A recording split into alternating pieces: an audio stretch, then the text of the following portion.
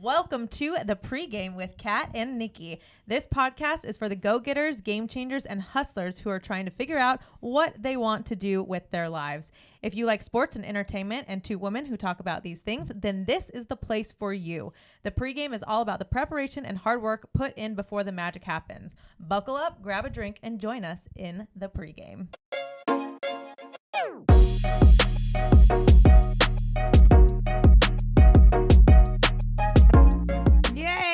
Woo, Lisa. Love it. Hi. Hi. Thanks for having me. Yeah, this is Lisa Gonzales, everyone. KCRA news anchor. KCRA 3 news anchor. And I'm just going to put it in there, my best friend. I'm going to say it. Till the end. Till the end, till we die. Well, so thank you so much because I know you have an incredibly busy schedule.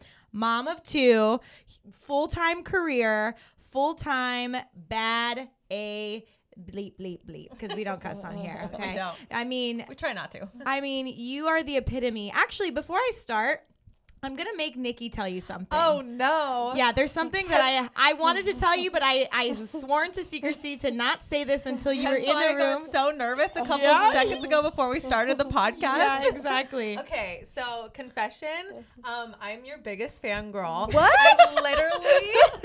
Really? Yes, I literally have been watching so you on KCRA 3 since I don't even know when. I think I started in high baby? school. Well, no, I think I started actually watching it in high school. That's when I started getting interested in like broadcast.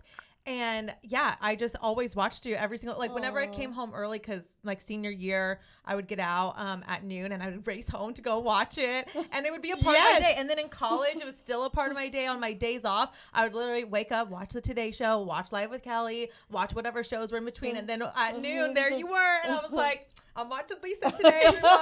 She is a super Lisa. fan. I'm a super fan. Yes. So when I was like, I'll ask Lisa to get on this podcast, I think she'd just have some really good knowledge. She was like, wait, Lisa Gonzales? And I was like, yeah. She's like, okay, well, I'm her super fan. And I was like, yes. Very flattered. Very flattered. Oh, man. Thank you for watching. That Yeah, makes me of course. feel really good. I mean, you're very talented. You Thank know, I call you. you all the time for advice 24/7. I felt like you were the perfect person to give advice, even if you don't feel like you're giving advice, just kind of talking about your experiences. People can listen and take that and just apply it in their life, even if it's not broadcasting, right? Because your story, you've given me bits and pieces, nothing, in detail, but it's always been about you kind of grinding it out, which is I feel like an attribute everyone needs to achieve any level of success. Yeah, I think goals are super important. And since I was a little girl, I used to watch KCRA 3 and I would watch Stan Atkinson and I would think I want to do that when I grow up. How old were you though? Probably like 8 or 9.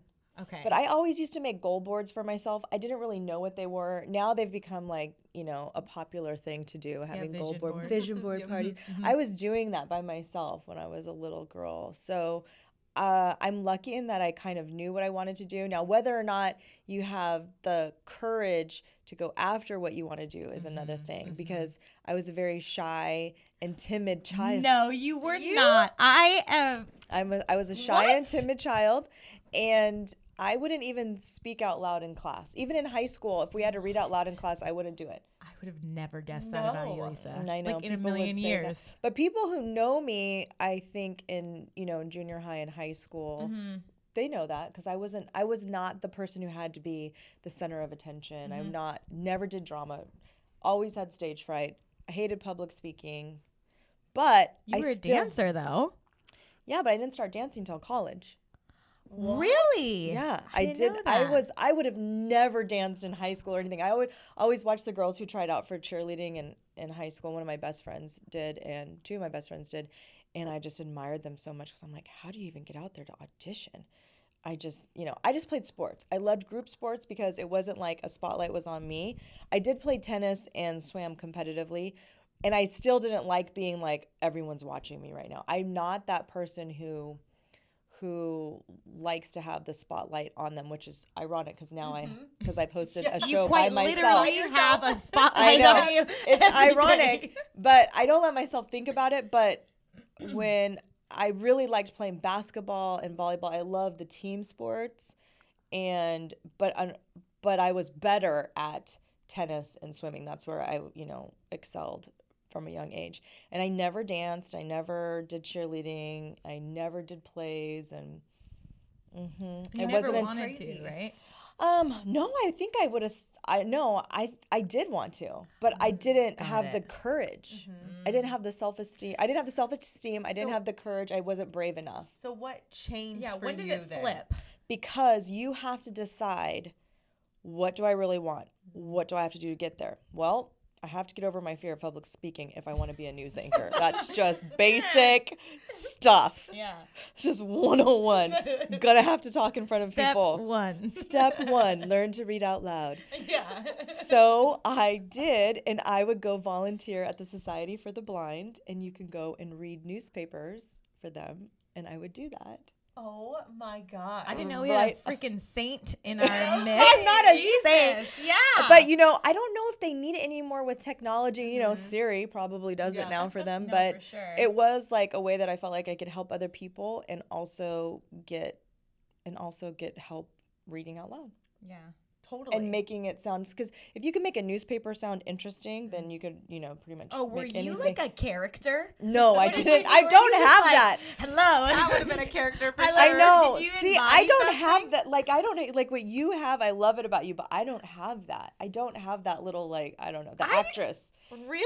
No, I don't know. I don't I know, don't. Lisa. I I think- feel like it's there. I think when you have a tiger baby, inside of I you. would think when I had a baby, it came out, because when you become a parent and you become a mom, yeah, and when you you have guys to will see read all of a sudden books. you're like, oh my gosh, I'm gonna get this character and this character, and now all of a sudden, and I do think that having kids helped me become a better journalist and a better news anchor. But I did not have that in me before, so I know. So what age were you when you started reading for the blind? So I'm kind of getting this Oh, timeline. that So you were was- super shy, and then that's the time you started to, pursue yourself. Let's the step 1, stop talking or start talking. Start talking. Yeah, start talking. Out loud. Yeah, out loud. Here's a basic timeline. So I knew when I was really young that I wanted to be a news anchor, like Stan Atkinson specifically, if anyone knows who that is. And then I went through high school and I went to college, and I also had a big passion for business and being an entrepreneur. So I studied all sorts of things, but always focused on business and then also TV. But when I went away to college, the neat thing about going away to college is you can kind of try new things and people don't know you. And so that's when I forced myself to start speaking in front of other people. And in classes that I would take, I actually did pre-law at UC Berkeley, which I don't recommend that for anybody. It's really, really hard. But you do become an orator, and you study like Socrates and Aristotle, and you have to do public speaking, like you're in a courtroom. I mean, the worst kind of just talking and just, and so it was really painful learning process, and and I felt like I was going to pass out, and then I don't know, it's just one of those things. I think if you really want to do something, if you really want to do it, you're gonna have to find a way to do it and power through it, and hard work and putting in time. I didn't party in high school, I didn't party in college at all, and my friends from college and high school will tell you that. But because I was always working, I just had I had all these goals. I wanted to be a morning news anchor in Sacramento by the time I was 30. I think I did it by 26 or something like that. That's or 27. incredible. But I mean, my goals were very, very, very specific. So I think, having very specific goals is also important. And then having a direct map of how you're going to get from point A to point B is very important. So when I was a kid, was really shy, was really timid, made myself get out of the shell in college. I got internships at TV stations. I had an internship at a TV station in high school. Oh, nice. Yeah, not at this station, at another station. Yeah. Right. I literally was asked to take out the trash. So I took out the trash at this TV station in town. It was really funny. Every time I would go in, I would take out their recycled trash for them, which is a great thing to do. We all have to recycle paper, and there's a ton of paper in a newsroom. Yeah. But I just find it funny that now I compete against them. Oh, that is funny. You're Yeah. like, remember when I was taking out your trash? You remember? Look at me now. Literally. And anyways, and then and I helped start the first undergraduate TV station at UC Berkeley, which is still going strong to this day. Yeah, they didn't have one. And Unicorn next to me. No kidding. What? So, but that was a lot of hard work. I mean, that was laborious. I mean, it was physical, emotional, mental hard work, obviously. And then I started taking dance classes in college because, again, it was all about getting out of my shell and making myself become a performer because I wasn't naturally a performer. And so that's where it started. And then I tried out I just took a ton of dance classes because I'd never danced before, and I basically just started when I was like 18. I also have to disagree with you about being a natural performer because look at how you present yourself even just now or how you got to where you were at such an early age, and you're also a good dancer. I feel like it's always been in you, and I think you keep saying the key that I hope people are listening to is that you have to put yourself in those situations in order to see if it's going to be successful or not, right? Because I think that it's even if you felt like you weren't, like, I just feel like, look at where you are now. It's always been in there, but you've had to teach yourself how to perfect and hone in and constantly practice and do it over and over again. Because I don't think anyone is just immediately good, right? No, I tell my kids that all the time because they'll try things and they're like, oh, I'm horrible at that sport. I'm like, well, you just tried it for 5 minutes. You went to one practice, and I'm like, but Mommy, you're so good at this and that. I'm like, that took 22 years. That took 22 years of practicing, and I was horrible in the beginning. But yeah, I do think also what you're saying is like there has to be some sort of a natural talent. Yes. I think, sure, if people would have said, yeah, Lisa, definitely, I know you really want to be a news anchor, but even, maybe pick something else. I mean, everyone told me not to do it. My mom, her friends who were in the news business told me not to do it. People at the news station in the Bay Area told me not to do it when I was an intern. Everyone told me. Why though? Because it's a really tough profession, and I think they want to spare you the heartache of being in the news business. It's not delightful. It's very sad. I probably teared up 3 times during, just one newscast today. It's very sad sometimes and most days. And, it's the news never stops. So if you have a family, it's a lot of long hours. You make a lot of sacrifices. I work, holidays, everything. So, yeah. But I do think, that maybe brings us to another point is that let's say you do have a goal and let's say you necessarily don't think you have a certain skill set, but you work hard at it. But if there are people in your life that you trust and, and I don't know, some people I don't know, it's hard to say. It's about having self-awareness though, too. You know what I'm saying? Like there's some people who, like, I'm never going to be LeBron James. It's not? No, I'm really not. Or what's a top female athlete? If I get, Serena Williams. Yes, Serena Williams. If I took up tennis now and I practiced tennis, I don't know. You're very athletic. No, but I will never maybe be by Serena. the time you're 45. Yeah, but by putting in all the hours she's put in. No, guys, I have this self-awareness, okay? That it's just not going to be for me. I could be very good and highly skilled, but I just feel like I feel like we all have maybe 1 to 5 things that you're just like, those are your strengths. Like you figure out what your strengths are plus what you just genuinely love to do and can kind of work towards it. Yeah, I think you're right. I think you definitely need to have some sort of natural talent there, but it's also about the 10,000 hour rule. Like there were plenty of athletes out there, Michael Jordan, Wayne Gretzky, who were not the best athletes in high school or whatever, but they put in the work. Or Steph Curry. Right, and Steph Curry, and they put in the work, and 100%. that's why they are now like the best of the best. My skill sets coming out of high school were nothing to what I do. My art teacher created an AP art class for me, and he wanted me to go to art school. Like, I had a painting at the Crocker Art Museum. Art was my thing. What? I know. There's this so Unicorn. many things that I keep finding. I know. Painting and art was my thing. I mean, he wanted me to decline UC Berkeley and say, thanks, UC Berkeley, no thanks. We're going to go over here to art school. Like, he wanted me to just focus on that and be like, you know, the next artist. So then he discovered you. He really did. I had a very special art teacher, and he made like a whole class for me just because I was in this advanced art by myself, and I would just work on my paintings for like 2 hours every day my senior year, and we were talking about senior year.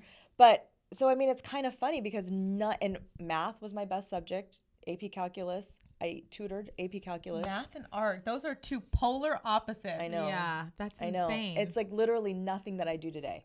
I was not a good writer in high school. I mean, I passed the AP English, but I mean, I was not a good writer. That was not, reading and writing were not my strengths. And that's literally all I do all day. Is read and write. And I write fast. I'm like, you know. So basically you're telling everyone listening that you're good at everything. No, I'm not. I'm just letting Art, What? math, reading, writing. What I'm telling them is that even if you aren't good at something now, you can practice and work really hard and become good at something. Totally. Because I was not good at, you know, like dancing. I didn't even know what a pirouette was or a pas de bourrée. I remember my girlfriend trying to explain a pas de bourrée to me, and she's like, just think of it as a pot of barrettes. Pot of barrettes. I don't know. How did that help?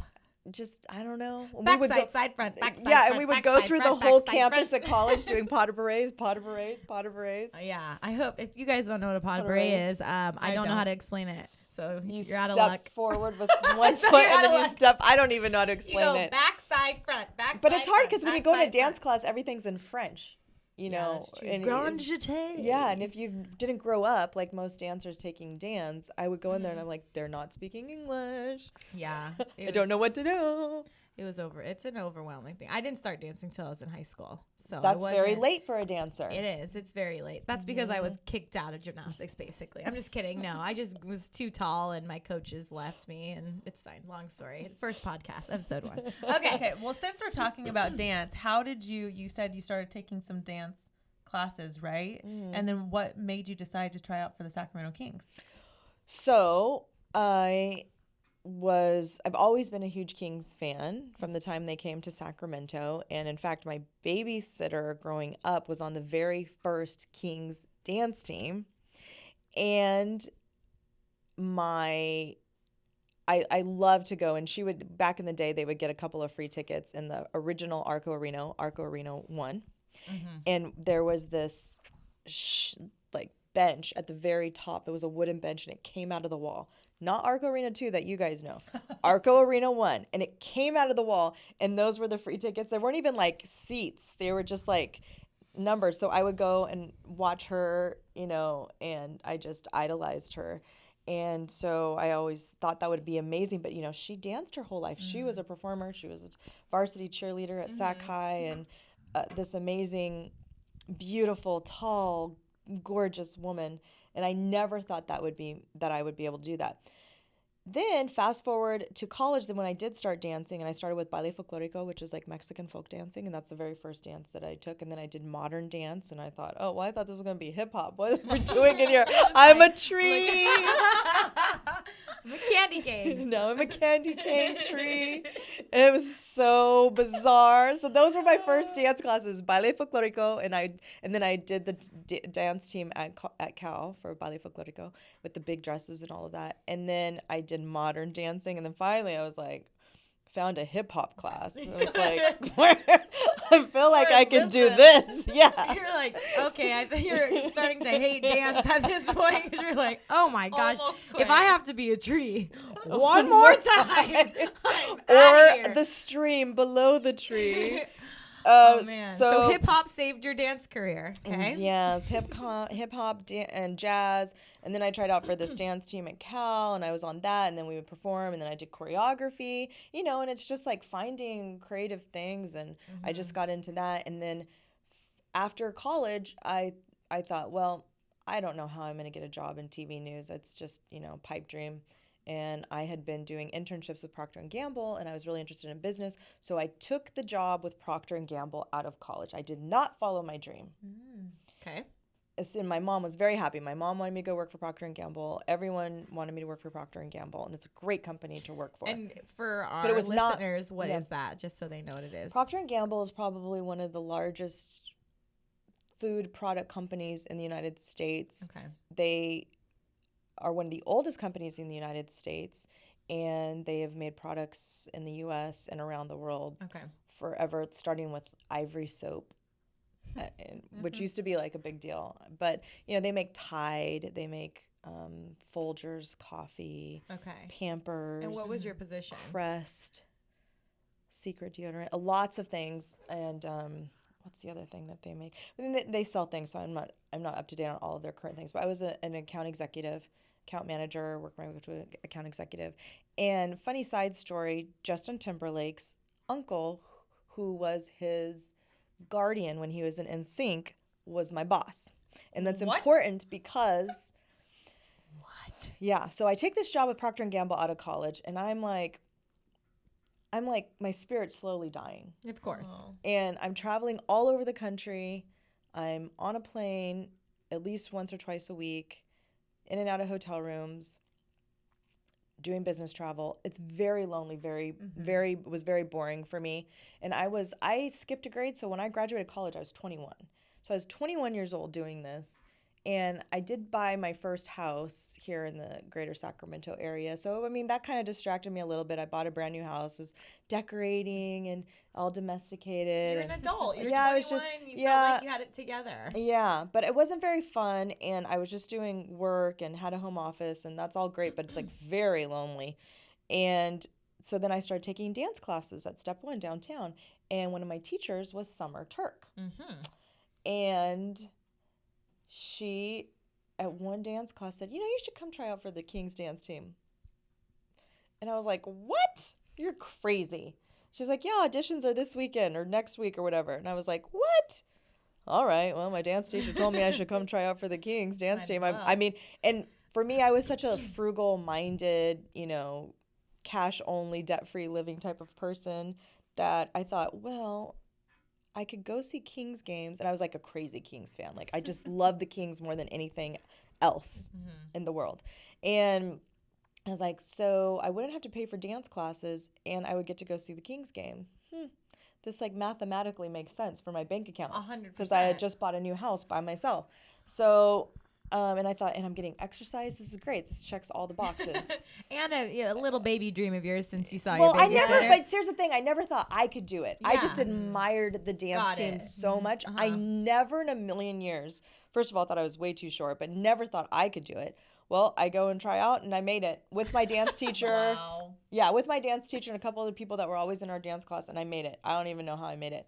So that kind of changed things. And my boss at the time, James Timberlake, the original JT, we call him. The original JT. Wow, that's awesome. Yeah, he was really supportive of me, and then we had to go to Japan, and we did the All-Star games, and we did all these things with the NBA, and he was very supportive the whole time. But the whole time all this was happening, I'm now getting a taste of, I don't know that news bug is like out of me, because I would see all the news people there from my internships, and I was like, wow, I'd be watching the news cameras, and what the sports reporters were doing in the tunnel, and because I did do some sports reporting while I was at Cal too, and I was just really interested in that, and I love sports. Sports was always my first love, so way before dancing. Dancing was just like the side thing that like got me. Yeah. It was like an exercise that was better than being on the treadmill. You know what I mean? Totally. For me. And when I was on the Kings, for some reason, there was a person who was the announcer, this guy Mike, on the mic. And for some reason, they said, Lisa, we're going to let you announce some of these contests. I was like, okay. Just me, not the rest of the dance team. And so from what I know, I was the first dancer to do it while dancing. So I would do it in between the different timeouts, and I would do the contest, like section 210. Oh, so you blah, blah, blah, blah, were blah. on the mic and also dancing Yes. in the same game. Which I don't think they ever did that again. And I still don't know why it was the owner specifically who, you know, I think wanted that to happen. Yeah, they just wanted to change things up. They wanted, you know, kind of like what we have now. We have a male and we have a female, and they trusted me. I was kind of already the unofficial spokesperson for the dance team. And so because no one else wanted to do the interviews, and they were like, you know, she graduated from Berkeley and she works for Procter & Gamble, you talk. And so I just became the spokesperson. Anytime we would do interviews, they didn't want to do it. I was just like, okay. So all of that public speaking was good practice for me. And then all of a sudden there I am in front of, and this was back when we were like packed house every single night, 16,000 screaming crazy fans, in when it was Jason Williams, Chris Webber, Vlade Divac, Peja Stojakovic in the glory days. Like we were in the tunnel. I was just looking at my pictures 2 days ago, because like the pictures I have are just amazing. Like when we went to the playoffs, and it was just like unreal. I couldn't even imagine that right now. Like, Those were the good old days. Also, It really was. that's her first time speaking in front of people, and that was the exact same way Right. I spoke in front of people for the first time. Get on up there. It is crazy. Kings game. It They're is just gonna crazy. figure it out. Go get some fans. Yes. You're either gonna fail or you're gonna be successful. Like one of the two. It's like fight or flight. sink or swim. Sink or or swim. swim. So that started that, and I was like, wow, that really just happened. And then I saved all of my little cards. I have all of my cards from everything that I did, and that was really fun. And then I thought, you know, maybe I should give the news thing a try again. And that was after the season, so I enrolled back in a junior college to get into an internship class, to enroll at a local station in an internship program, to make an audition tape, to then go become a news anchor. And I thought, well, if I get a job, then I get a job. At least I know I tried. And then the first one I took, I didn't even have to mail them out. I met with the ABC news director in Reading while I was there on a sales call. And I just thought, hey, can I stop in? And he said, I wanted to be an investigative reporter. I actually did not want to be a news anchor. I wanted to be an investigative reporter like David Horowitz. I'm not sure if you guys, it was before your time, the show called Fight Back. And they would get consumers their money back. And that to me was like, I could really make a difference for people. You know, if they get scammed out of something, I wanted to be an investigative reporter. That's what I really wanted to do. And he said, you can start as a reporter in 2 weeks. And I was like, what?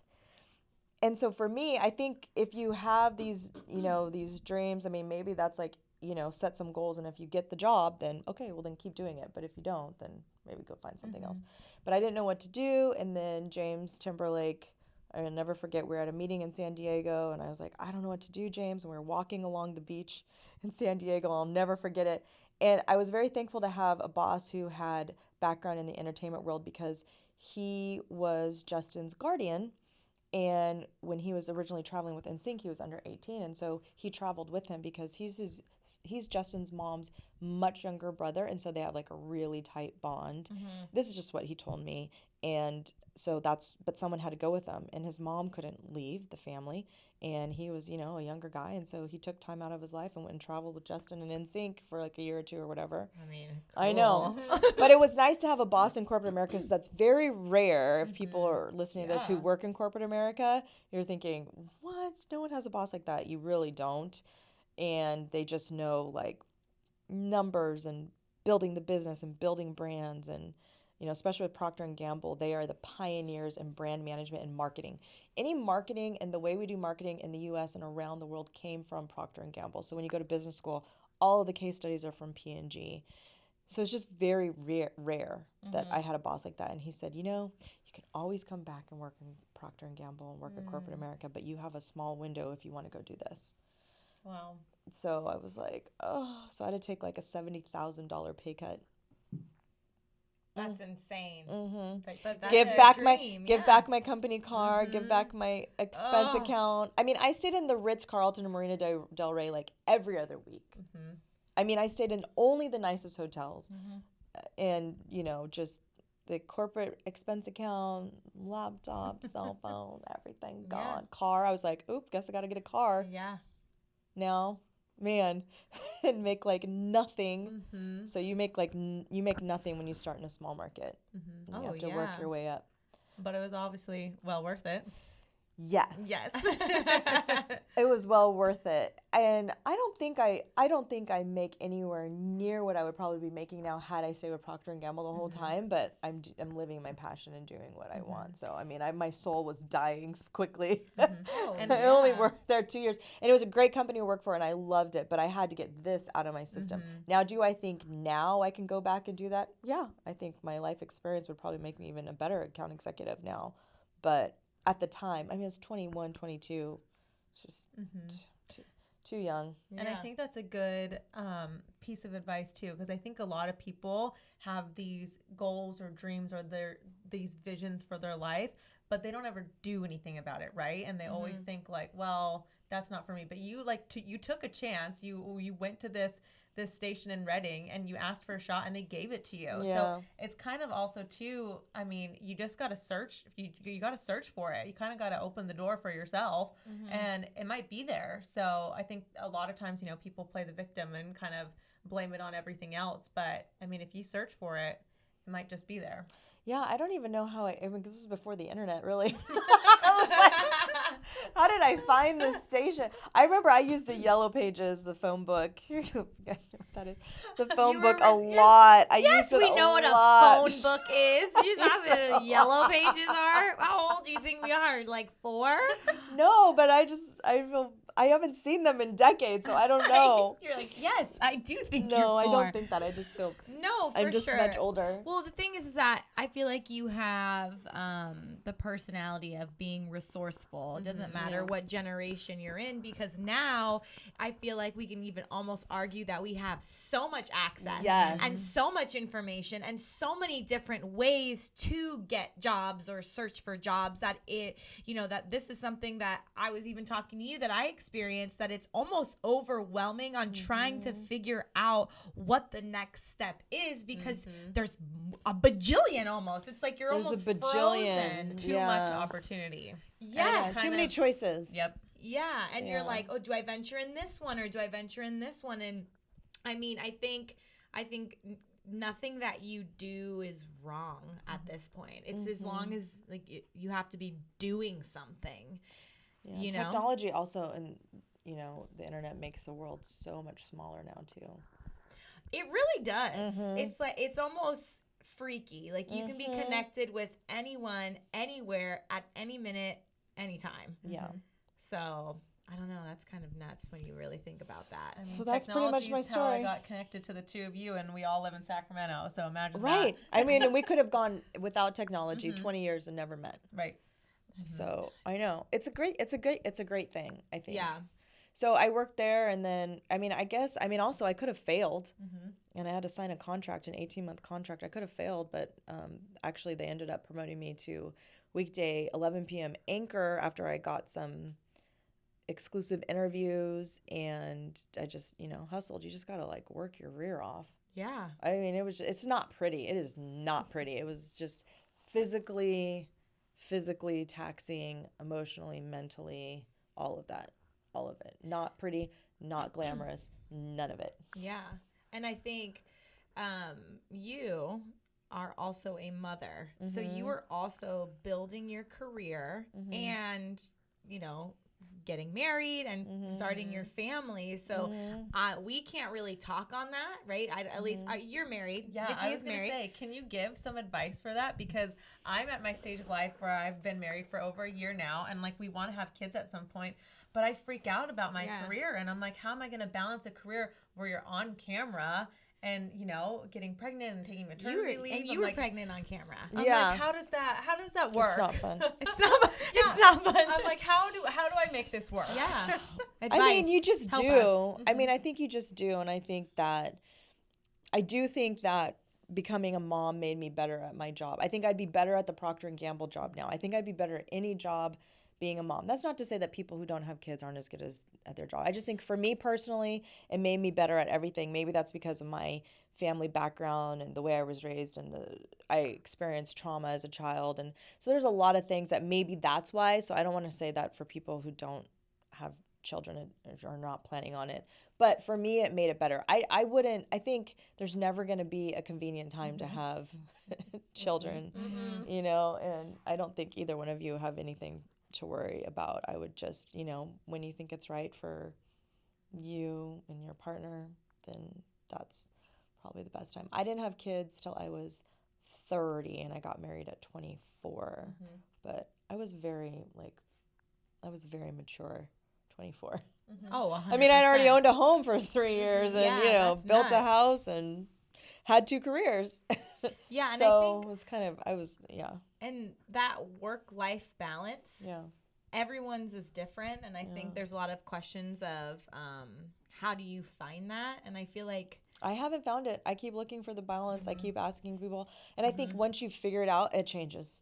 It changes. So I hate to break it to you. No, I think people need to hear that, because I think people preach that they do have this work-life balance and everything just kind of comes easy, and seeing someone who maybe they've never even heard you speak other than on the new on air here, I honestly don't have all the answers put together. It's kind of like I don't have the answers. I do not have any of them. I'm always like, did you find an answer? I mean, what is it? I can report it. I think I have found that, just being your genuine self and being open and honest with people, is the best policy for a lot of things. Yeah. And so that way, if you're open, other people, not just women, but let's just talk about women. Other women will be open with you and say, well, this is how I'm doing this and this. I mean, I don't want to say that everything's so much easier now, but because my mom said that to me when I had kids, and it really is. Yeah. I mean, I didn't have to do the cloth diapers and wash it's. Oh my God, I can never imagine that. That sounds hard. And it's even easier now. I mean, I didn't even have a cell phone when I had babies. I did not have a cell phone. Yeah, that's nuts. Think about that. I know. So I don't even know. I mean, now there's so many different things, but it doesn't change that it's, really hard. For me, having children was the most important thing in my life. It still is. So I don't like to, I call it, I say it's the most important job. People get offended by that though. So I try not to use that word because it's not a job. It's just, it is a job. It's your most important, it's my most important role. Let's just put it that way. It's my most important role. And it's the thing that means the most to me. So, everything falls after that. It's just, it is what it is. So, I mean, I've left jobs because of that, and I'm not afraid to do it again because my kids at the end of the day are all that matter. So, and you guys, you'll see. I mean, and then you'll go, oh, well, this wasn't even that. I don't know. No, when you guys get to that point, you will be fine. I promise you will be fine. I don't think there's ever really a balance. I guess like with anything in life, you want to just make sure you have your most important thing. So try to eat right, making sure you're drinking water. I try to work out every day. I don't look like I work out every day. Don't say anything, Kat.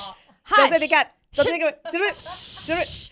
But I try to work out every day. I think my mom gave me great advice when I was little, and I'm very thankful that I had a very athletic mom because she actually looks a lot like you, Nikki.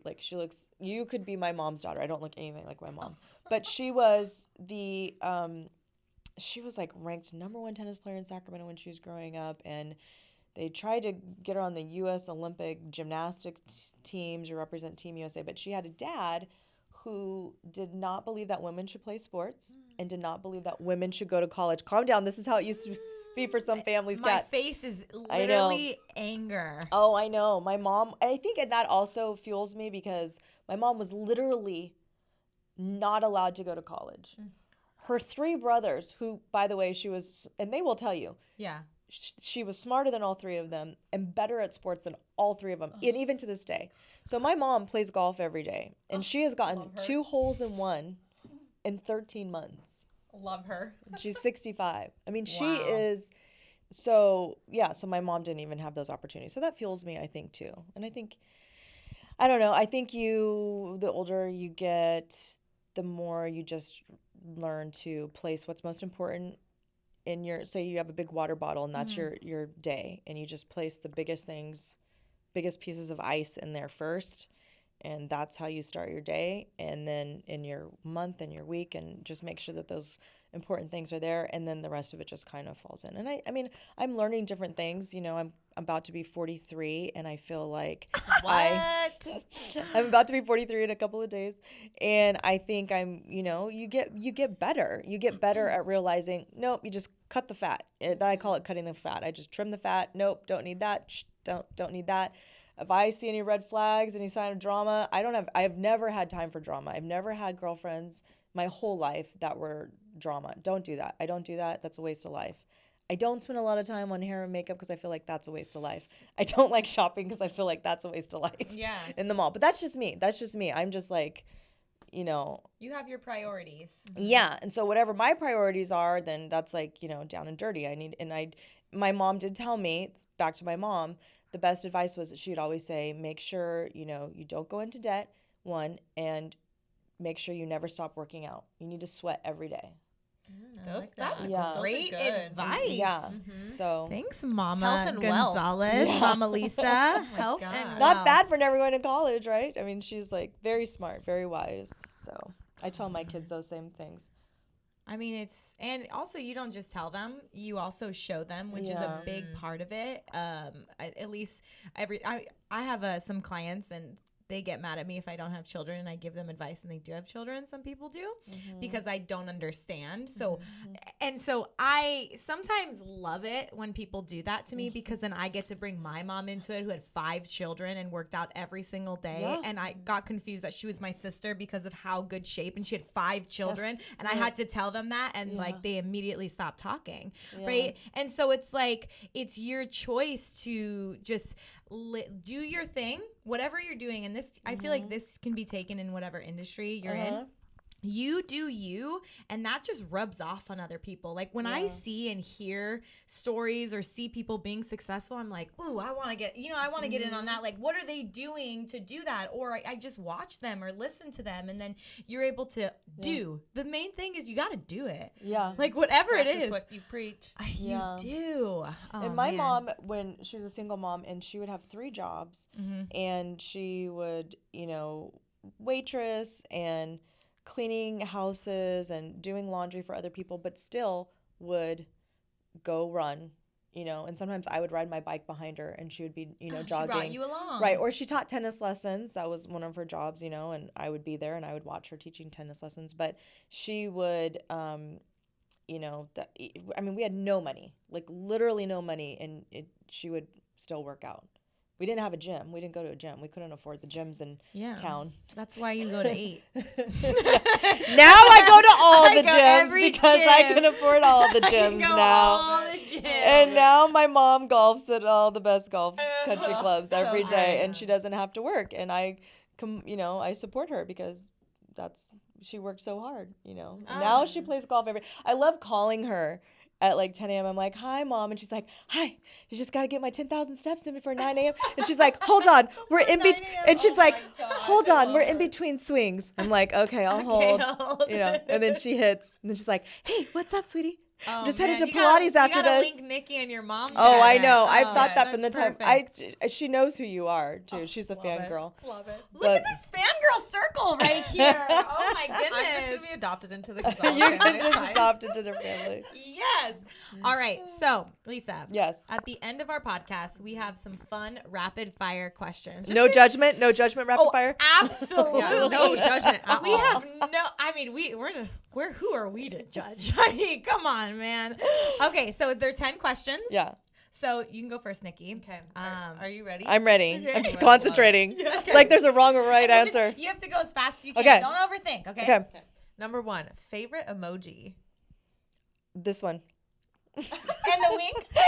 The wink and the tongue. The wink and the. It's the wink with the tongue out, everyone. I love it. You said this one. Silence. Okay, great. If they're watching on YouTube. Okay. Yeah, if they are, go to our YouTube channel.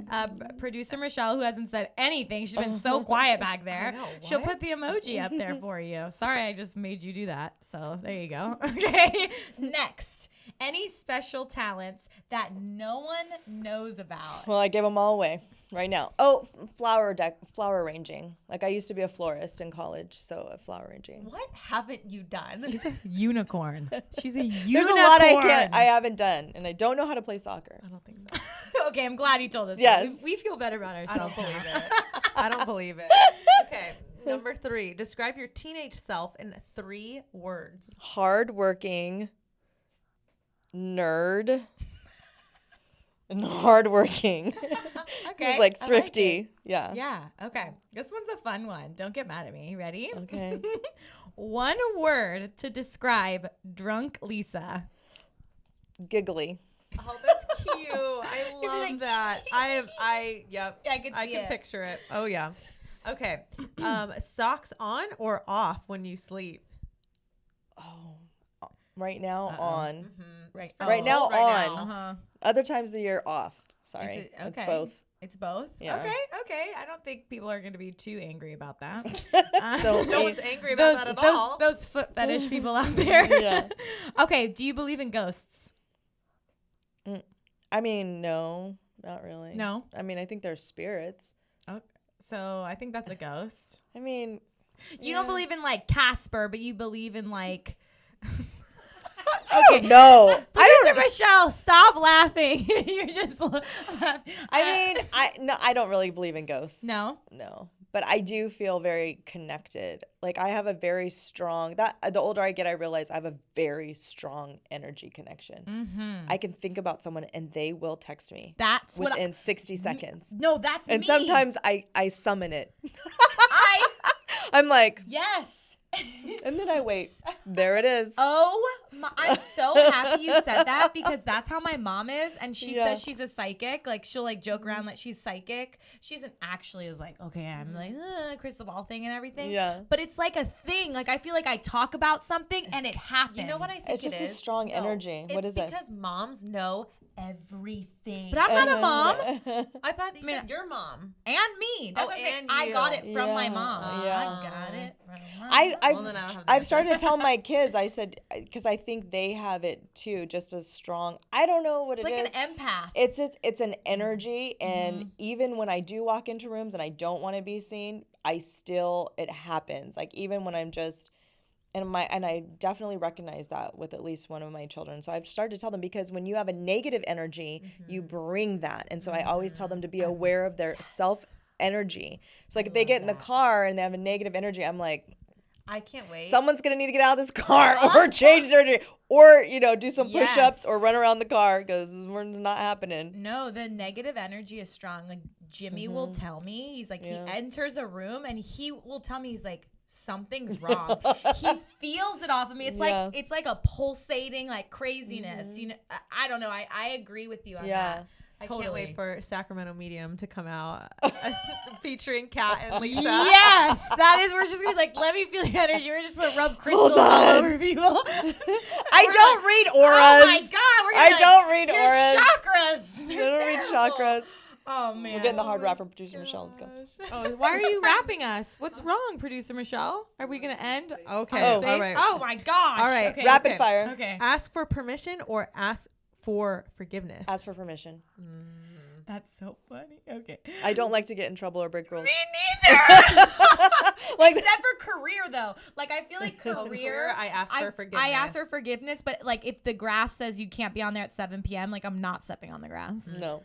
It depends, certain things, because sometimes you just got to do it, and they actually end up thanking you later because they're like, "Oh, that was such a good idea." Yeah, and you're like, oh, okay. All right.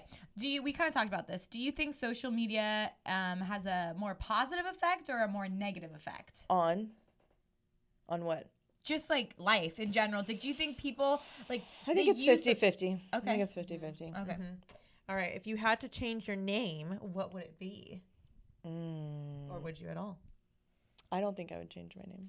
But if you had to, I want you to say I a can't name. tell you. No, Nothing? because it's an alias I use. Oh. So you have an alias. Oh, I have, Like what you yes. check into hotel rooms with? I have alias. Oh my like if I need to gosh. go take a workout class. Well, because when you have stalkers, you don't just go like, oh, let me just sign up for this bike, Lisa Gonzales. I'll just put it right there. So everyone knows where I'm going to be. Yeah. Yeah, no, I okay, have you'll tell us aliases. later. I will tell us off air. No. Here we go. Last question. You kind of told us this one too. You really touched on all these questions, which is really, again, energy. Anyways, okay.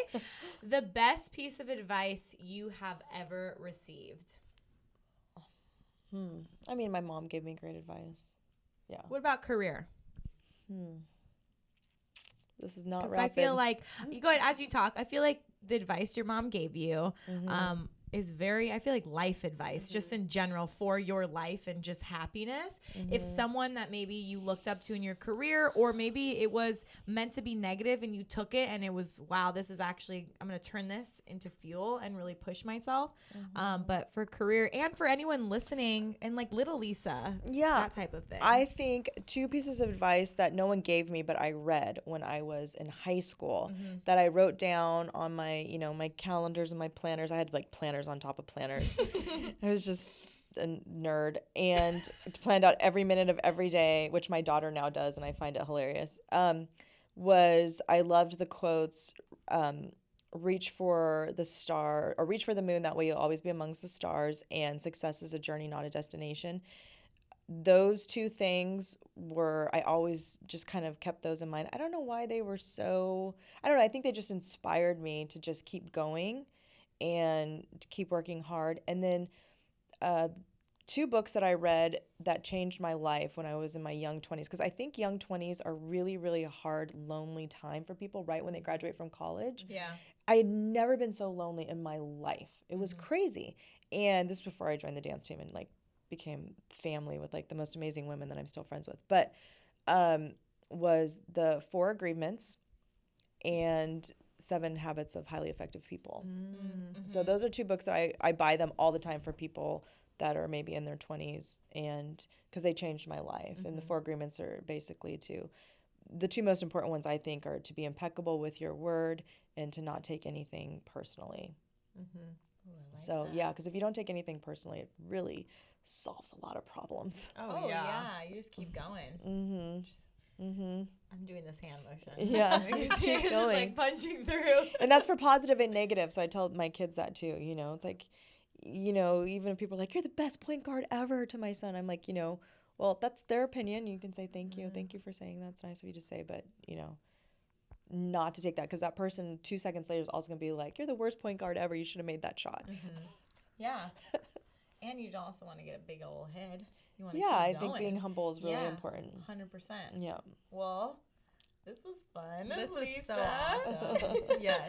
I feel like I just dived into your brain, and I just feel like I know so much more about you, and you are a unicorn. No kidding. Thank you. You are a unicorn. It's I nice feel to like say. anyone that has listened to this is literally inspired, because I am like, wow, you've just accomplished so much.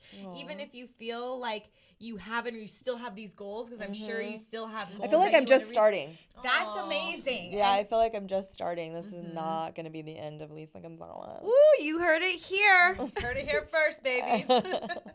All right. Well, thank you so much, everyone, for listening. Thank you, Lisa, for being here.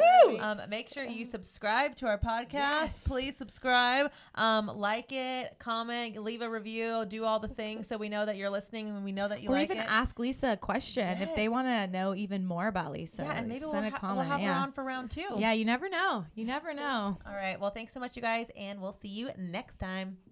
Bye.